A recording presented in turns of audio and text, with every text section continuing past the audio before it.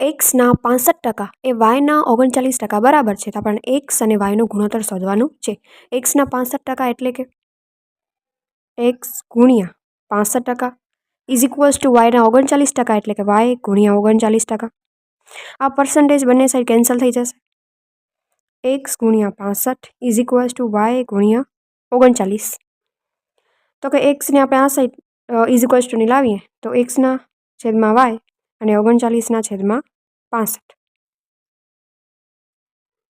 તો એક્સના છેદમાં Y is equals two 13 39 અને 13 × 65.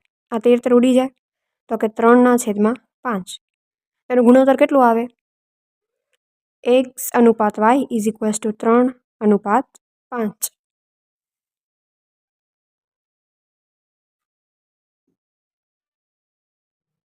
આવી જ રીતનો આ ક્વેશ્ચન તમારા લોકોએ સોલ્વ કરવાનું છે અને આન્સર કમેન્ટ સેક્શનમાં ટાઈપ કરી નાખજો.